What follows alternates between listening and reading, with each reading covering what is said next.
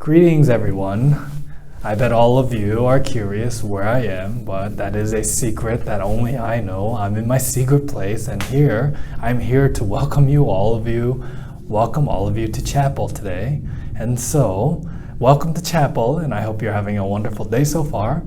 Why don't we begin with a word of prayer, and then we will begin our chapel time together. Let's fold our hands and pray. Dear God, thank you so much for another wonderful day. Thank you so much that you are with us, you guide us, you lead us, you love us, and that you give us friends to be able to live this life and run this race with. We thank you for our friends, and we thank you for our teachers and our families and everyone that is here to really guide us through life. So we pray for just your filling of peace, your filling of your Holy Spirit and your guidance, that we may be blessed and we may be able to live our lives and then do as you have called us to do today. Thank you, Lord, and in Jesus' name, amen. Amen.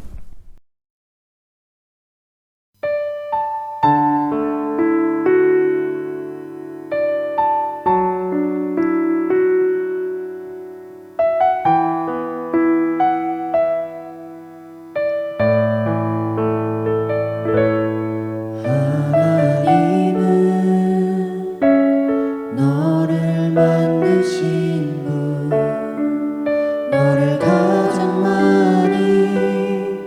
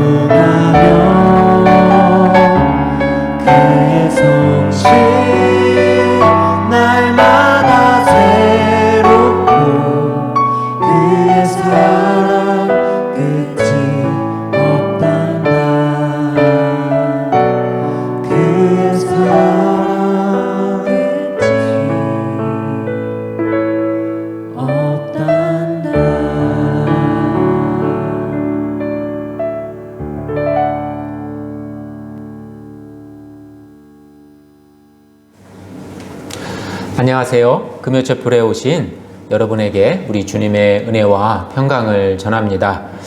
오늘은 계속해서 지난주와 같이 창조주 하나님에 대해서 말씀을 나누겠습니다.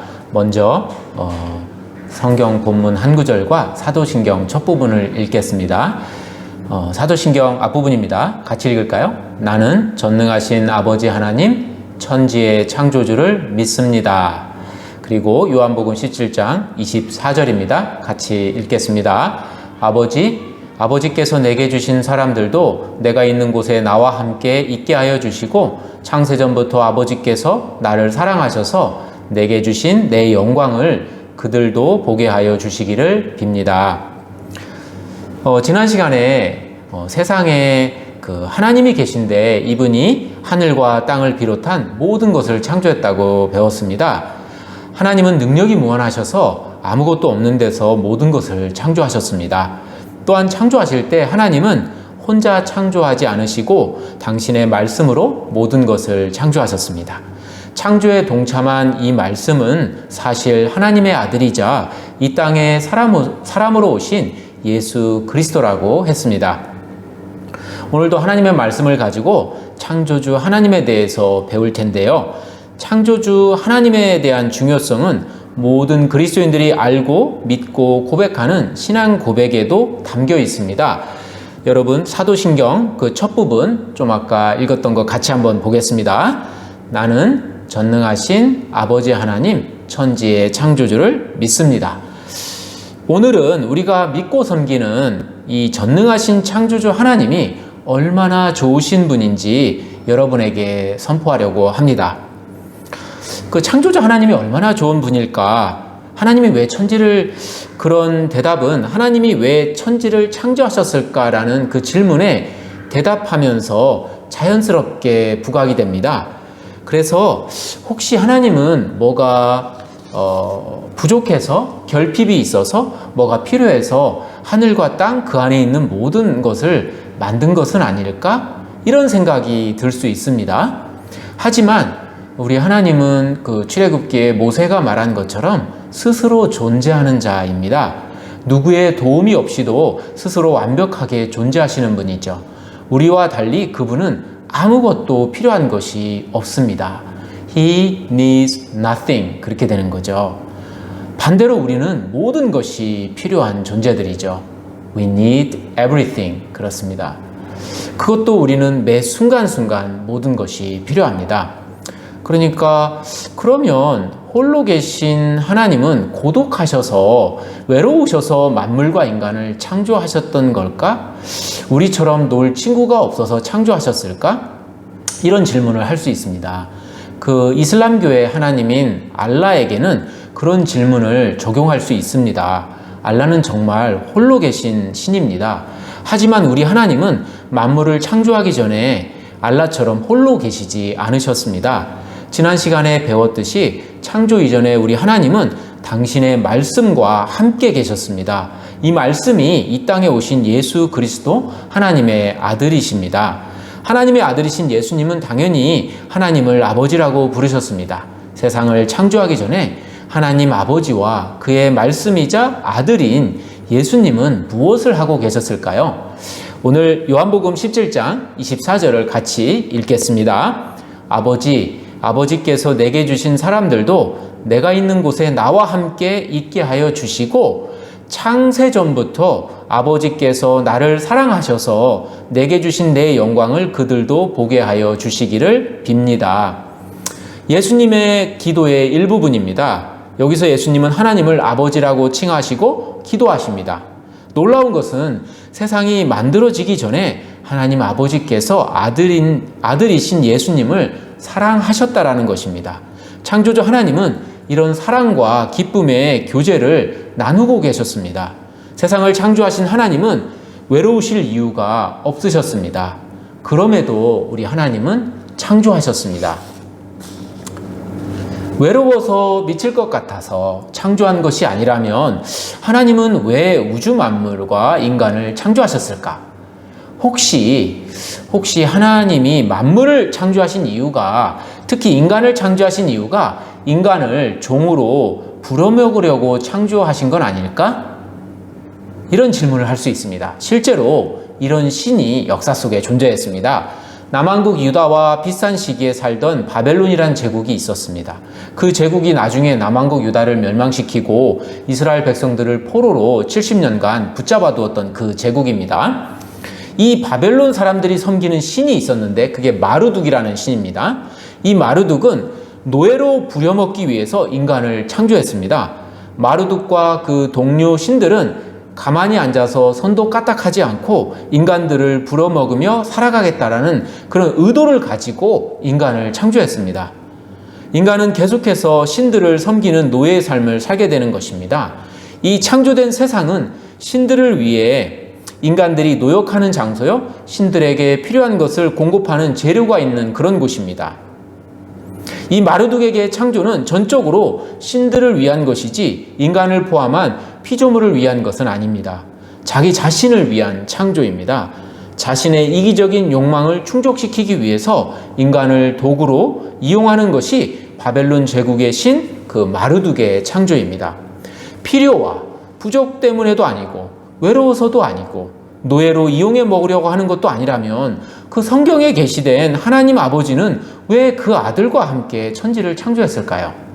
창세기 1장을 보면 하나님이 6일 동안 천지를 창조하신 기사가 나옵니다. 시간이 없어서 구체적으로 볼 수는 없지만 이 창조의 진행을 보면 하나님이 왜 천지를 창조하셨는지 몇 가지 사실, 답을 얻을 수 있습니다. 창세기 1장을 보면 창조가 궁극적으로 하나님을 위한 것이 맞지만 창조주 하나님은 당신을 어떤 그 창조의 중심에 놓지 않으셨습니다. 그 바벨론 그 창조 신화와 비교해 보면 아주 명확히 알 수 있는데요. 그 바벨론의 창조 신화는 그 신들의 이야기의 영웅인 그 창조주 마르둑을 그 축복하고 높이는 것이 중심을 이룹니다. 근데 창세기를 보면 그 창조 기사의 영웅인 하나님이 그 자신이 아니라 자신의 그 피조물을 축복하는 것이 중심을 이룹니다.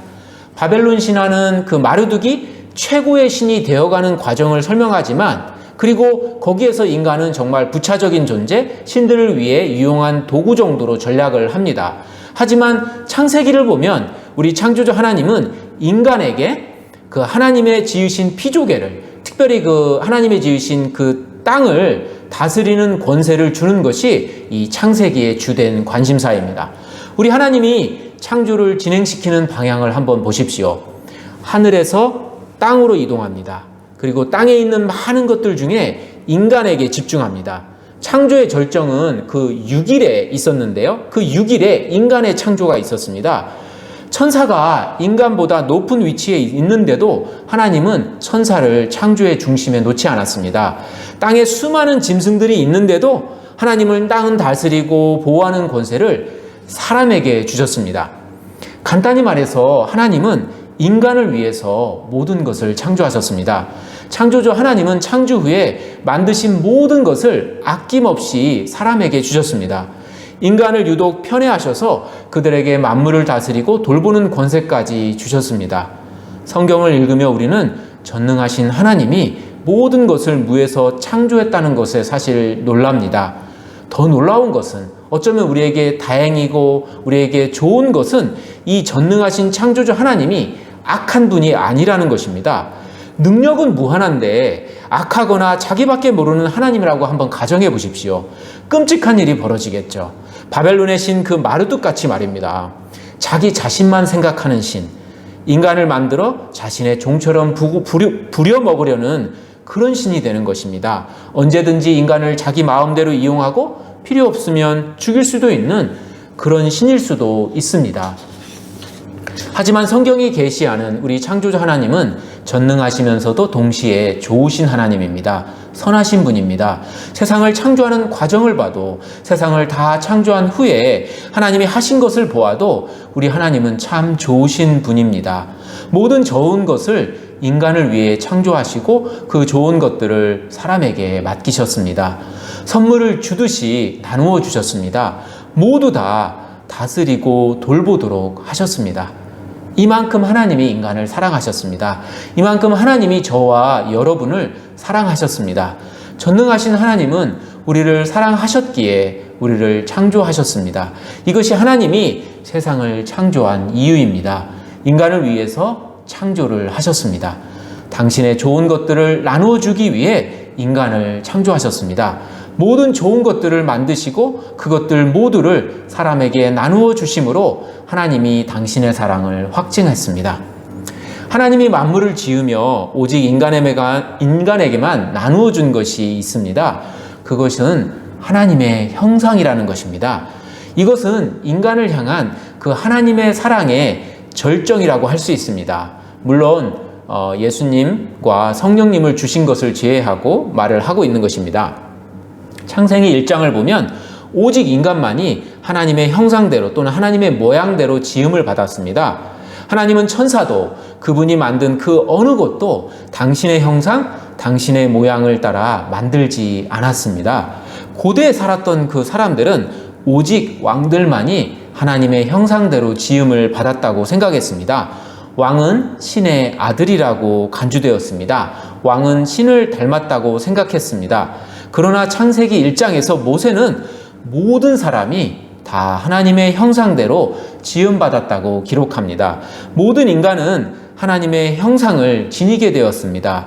하나님의 형상으로 지음을 받았다는 것은 하나님이 인간을 당신을 닮게 만드셨다는 것입니다. 그분을 닮은 존재가 인간입니다. 마치 자식이 부모를 닮은 것처럼 인간은 하나님을 닮았습니다. 그것이 가능한 것은 하나님이 인간에게 당신의 형상, 당신의 모습을 따라 인간을 창조하셨기 때문에 가능했습니다. 설교를 시작하며 사도신경 첫 부분을 같이 읽었습니다. 다시 한번 볼까요? 나는 전능하신 아버지 하나님, 천지의 창조주를 믿습니다. 천지를 창조하신 하나님은 전능하십니다. 시간과 공간을 포함한 모든 것을 아무것도 없는 데서 당신의 그 능력의 말씀으로 다 창조하셨습니다. 그리고 이 전능하신 하나님은 악한 하나님이 아니라 좋으신 하나님, 선하신 하나님이십니다. 왜냐하면 이분이 모든 좋은 것들을 창조한 후에 그것들을 아낌없이 인간에게 나누어 주셨기 때문입니다. 하나님을 닮은 특권까지도 나누어 주셨습니다. 그래서 우리가 섬기는 창조주 하나님은 전능하실 뿐 아니라 선하신 좋으신 하나님입니다. 사도신경 첫 구절에 하나님 아버지라는 표현이 있습니다. 우리의 창조주가 선하시고 좋으신 이유는 근본적으로 우리 하나님은 창조주이기 이전에 아버지이시라는 것입니다. 예수 그리스도의 아버지로서 창조전에 아들을 사랑하셨듯이 세상을 창조하시고 인간을 아버지가 아들을 사랑하듯 우리를 사랑하셨습니다. 그래서 우리에게 생명과 존재를 주셨을 뿐 아니라 모든 좋은 것들을 우리에게 주셨습니다. 인간을 하나님의 아들 예수 그리스도와 더불어 만물의 상속자가 되게 하셨습니다. 인간이 하나님을 닮은 존재가 되도록 당신의 형상대로 인간을 지으셨습니다. 성경이 계시하는 창조주 하나님은 전능하시며 더불어 선하신 우리 아버지이십니다. 전능하신 아버지이시기에 모든 좋은 것들을 창조하시고 그것들을 인간에게 모두 나누어 주셨습니다. 자상한 아버지처럼 전능하신 창조주 하나님은 인간을 사랑하셨습니다. 당신을 닮은 인간을 지으시고 인간을 창조의 최고의 절정에 위치에 올려놓기까지 했습니다. 모든 인간은 하나님의 형상이 있기에 모두 다 소중하고 존중받아야 합니다. 사람을 무시하거나 미워하는 것은 하나님을 미워하고 무시하는 것이 됩니다. 우리는 사람을 볼 때마다 하나님을 닮은 사람인 것을 기억해야 합니다. 하나님이 너무도 사랑하신 한 사람 한 사람입니다. 이 지구는 하나님의 정원이고 우리 곁에 있는 사람은 하나님이 만들어 이 땅에 심은 꽃들입니다. 그런 꽃들을 꺾으면 안 됩니다. 하나님이 사랑하신 사람을 내가 함부로 대하고 하찮게 여기거나 괴롭히는 것은 하나님의 진노를 사는 일입니다. 우리가 진정 예수 그리스도의 십자가의 도움으로 정말 하나님의 자녀로 다시 태어났다면 하나님을 닮은 자처럼 살아야 합니다. 전능하신 창조주 하나님 아버지처럼 때가 가진 좋은 것을 나누는 삶을 살아야 합니다. 하나님 아버지처럼 거저주는 사랑의 삶을 살아야 합니다. 그것이 창조주 하나님을 닮은 우리의 삶의 모습입니다. 좋은 것을 나누는 것은 없고 이웃을 삶의 변두리로 보내버리는 삶의 자세는 창조주 하나님을 아버지로 모시는 자의 삶일 수 없습니다. 아무것도 아니었던 인간, 아무것도 없던 인간을 존재케 하시고 모든 좋은 것을 거저주신 선하신 창조주 하나님 아버지를 기억해 보십시오.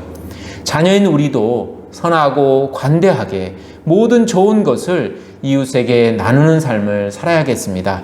우리 인간을 창조의 중심에 올려놓고 인간을 부욕해 하셨던 것처럼 우리도 우리 주변의 사람들을 삶의 중심에 놓고 그들을 높이고 그들을 부욕해 하는 삶을 살아야 합니다. 그것이 참된 창조주 하나님 아버지의 자녀의 모습입니다. 끝으로 나태주 시인의 풀꽃이라는 시를 읽어드리며 오늘의 설교를 마치려 합니다. 제가 읽겠습니다. 자세히 보아야 예쁘다. 오래 보아야 사랑스럽다. 너도 그렇다. 정말 그렇습니다. 우리 모두는 예쁘고 사랑스럽습니다. 창조주 하나님이 우리를 그렇게 예쁘고 사랑스럽게 만드셨습니다. 우리 모두는 하나님의 풀꽃입니다. 사랑해 주십시오. 예뻐해 주십시오. 네, 이것으로 오늘 창조주 하나님에 대한 설교를 마치도록 하고요. 같이 우리 하나님께 기도하도록 하겠습니다. 여러분 두 손을 모으고 여러분의 마음을 하늘을 향해, 하늘에 계신 하나님을 향해 주십시오. 제가 기도하겠습니다.